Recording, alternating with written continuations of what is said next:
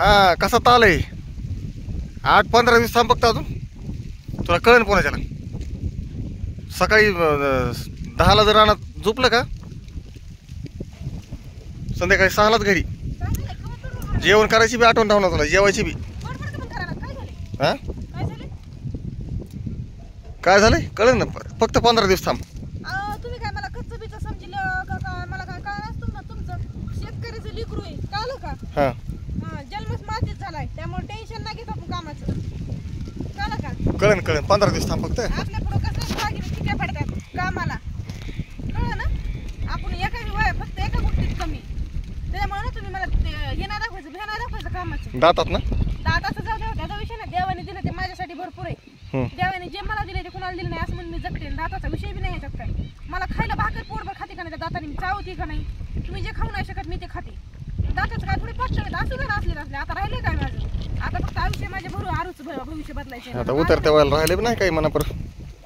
लग्नाच्या अगोदर पुरीला टेन्शन येते दाताचं मला नाही टेन्शन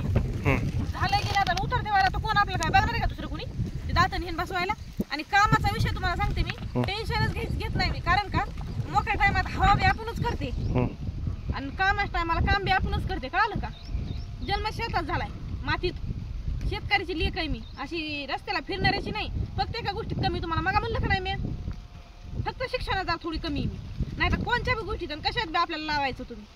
कळालं का ते पण परिस्थितीमुळे शिक्षण कंप्लीट झालं नाही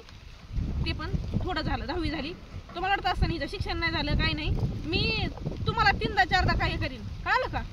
अशी हवा आहे आपली त्याच्यामुळे आपल्याला नादाला लागत नाही तुम्ही कामाविषयी तसं झालंय माझं तर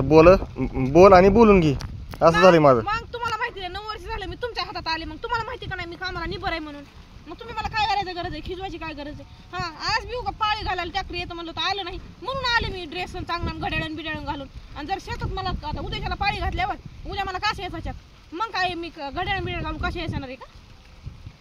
रानात यायचं म्हणलं का धुमसून साडी काष्टा घालून यायचं लागत असतं काम करावं लागत असतं कळालं का